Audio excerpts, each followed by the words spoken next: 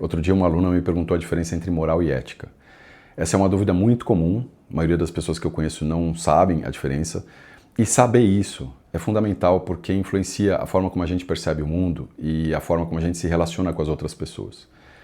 Então resolvi fazer esse vídeo explicando de uma forma bem simples, bem didática, a diferença entre moral e ética.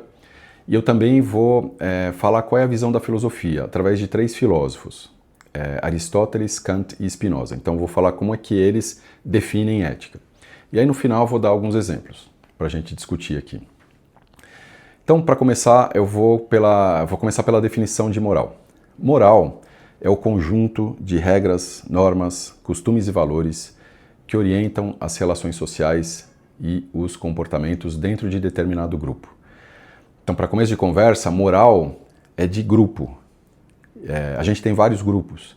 Então, por exemplo, vamos supor que eu tenha nascido no Brasil, numa família católica. Eu já tenho 3 grupos. O grupo dos brasileiros, o grupo da minha família e o grupo dos católicos. E cada um vai ter a sua moral. A moral é esse conjunto de regras e normas, e costumes e tal, que às vezes estão escritos claramente. Então, por exemplo, os 10 mandamentos é um conjunto de regras e normas. A Constituição Federal é um conjunto de regras e normas. Mas, muitas vezes, as regras e normas e costumes não estão escritos. É algo subentendido. Eu, quando participo do grupo, eu sei quais são essas regras e normas. Eu sei o que é considerado bom ou ruim dentro do grupo. Eu sei o que é considerado permitido ou proibido. Porque isso vem de fora para dentro. Isso é imposto a mim, como um pacote fechado. Eu tenho que aceitar aquilo, eu não tenho como participar da discussão. Já a ética, a definição da ética é a seguinte: ética é a reflexão sobre o que é bom, justo e correto para todos os seres.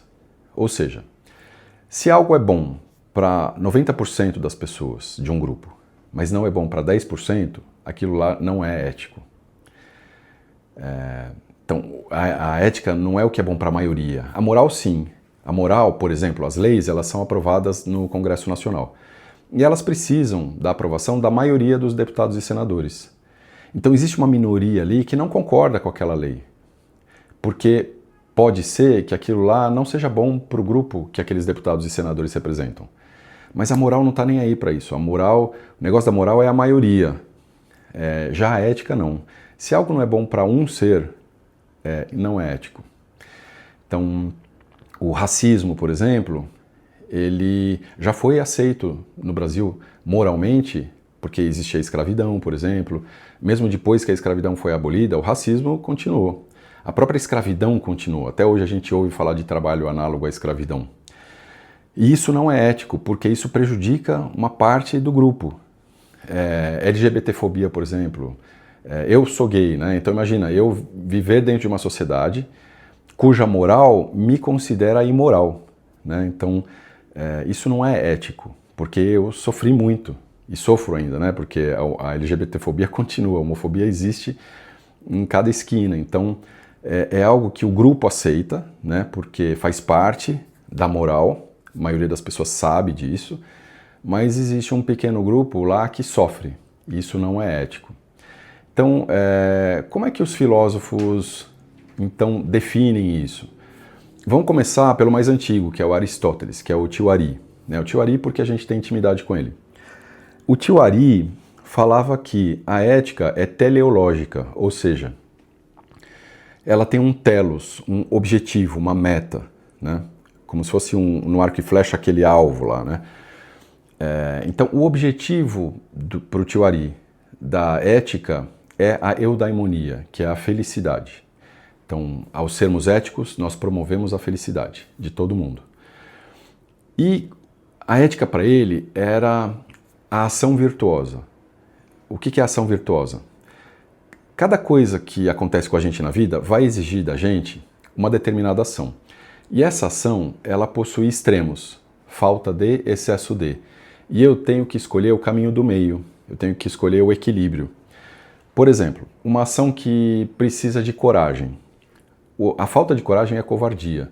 O excesso de coragem é temeridade. Então, eu não posso responder a essa situação nem com covardia, nem com temeridade. Eu tenho que responder com coragem, que é o meio entre esses dois extremos. Ou, por exemplo, uma situação exige calma, né? A falta de calma é a irritabilidade. O excesso de calma é a indiferença. Então, eu não posso responder com nenhum desses dois excessos, eu tenho que responder com a calma, né? E aí eu vou dosar para cada situação quanto de calma, quanto de coragem que eu vou usar. E isso ele chamava de virtude, e essa virtude promoveria, então, a felicidade. Isso é a ética do tio Ari. Outro filósofo, Kant, que é o tio Manu, porque o primeiro nome dele é Immanuel. Então, Immanuel Kant, tio Manu. Tio Manu, ele era alemão, e é uma pessoa muito rígida. Eu ouvi dizer que ele sempre acordava no mesmo horário. Durante a vida inteira dele, ele acordou todos os dias no mesmo horário. Ele era muito rígido. Então, a ética dele era rígida também. Para ele, não tem essa história de teleologia, de um objetivo. A ética, ela é um dever, que em alemão, dever é Pflicht. É uma palavra super fácil. Se um dia você for aprender alemão, eu recomendo que você comece por essa palavra, que é super simples de pronunciar, Pflicht. Então, a ética para ele é um dever, e é um dever que vem da razão. Ele chamava isso de imperativo categórico, ou seja, você vê como ele era rígido, né? Imperativo categórico.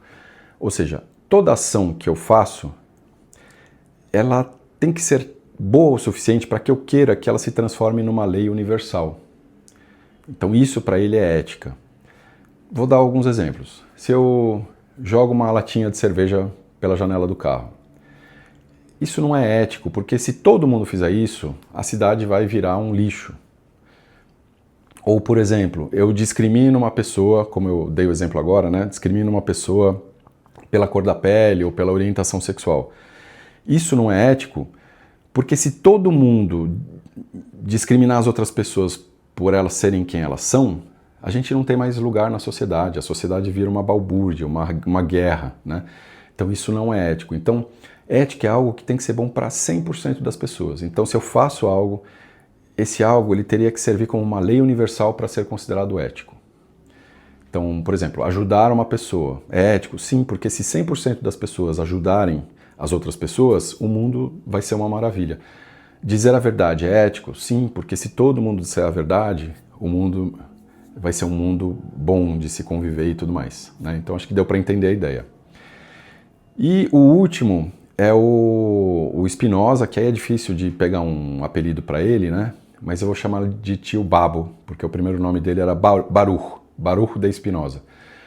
Então o tio Babo, ele teve um pensamento assim muito revolucionário para a época dele, porque ele dizia que Deus é a natureza. Então ele falava, Deus não é aquele cara, o velhinho de barba branca que está lá no céu, né? Deus é a própria natureza. Eu sou parte da natureza, eu sou parte de Deus, né? Deus é uma substância única. E essa natureza, ela tem uma regra, assim, uma norma natural. As coisas acontecem da forma que tem que acontecer. Existe um passo, né? um caminho natural para as coisas.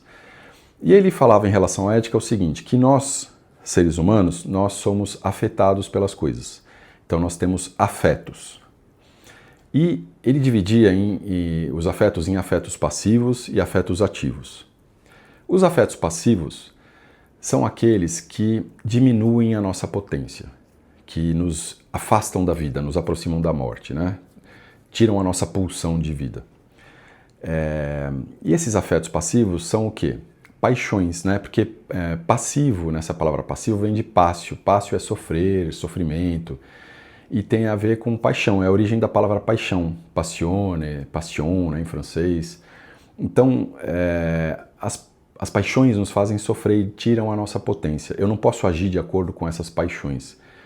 O que são essas paixões?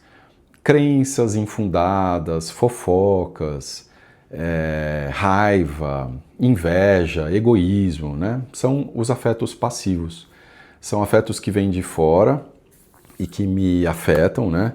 E se eu ajo de acordo com eles, eu não sou uma pessoa livre.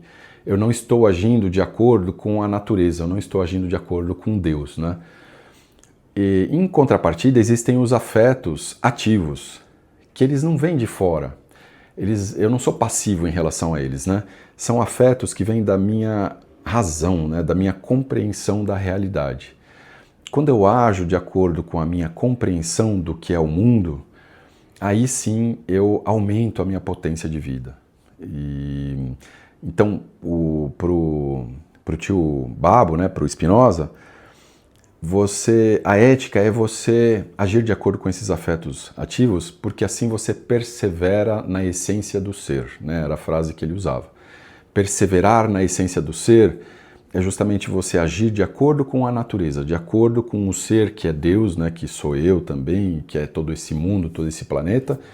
Ele tem uma ordem natural e eu compreendo essa ordem natural através da minha razão e ajo, né? Então, de acordo com toda essa ordem natural, para o bem de todos, para o bem de todo o planeta, todos os seres. Então, esses são os filósofos. E aí, falando sobre alguns exemplos, né, do que é moral ou ético, eu tenho uma visão assim bem peculiar sobre isso. Por exemplo, o vestibular, para mim, ele é moral, porque ele é aceito, né? Ele está lá dentro das regras, né?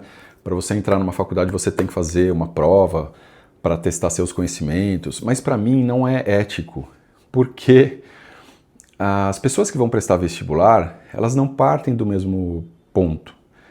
Algumas pessoas, né, têm condições de se preparar muito bem, têm dinheiro, têm um lugar para estudar, fizeram outros cursos, foram para outros países, conhecem outras culturas, então elas tiveram a oportunidade de aprender muito mais. Enquanto que outras pessoas não têm nem dinheiro para ir para uma escola particular, não tem um lugar para estudar, não tem dinheiro para, sei lá, fazer outros cursos. Então, essas duas pessoas, quando chegam na prova do vestibular, elas chegam em condições desiguais. E aí o vestibular acaba privilegiando aquela pessoa, por exemplo, que tem mais dinheiro. Por isso que as cotas, ou as políticas afirmativas, são, na minha opinião, éticas para combater o vestibular que não é ético, mas sim moral. Aliás, a ética ela sempre vai atualizar a moral, né?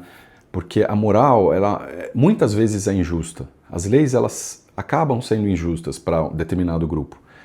E a ética, ela reflete sobre isso. A ética reflete sobre a moral. Então, ela, de tempos em tempos, ela fala, puxa, isso aqui está errado, isso aqui é bom para 90%, mas para 10% não. Vamos rever isso aqui? Então, a ética, ela acaba atualizando a moral. As políticas afirmativas são éticas e acabam atualizando, de certa forma, o vestibular que é moral. Acho que é isso. Obrigado por assistir esse vídeo. Até o próximo. Até mais.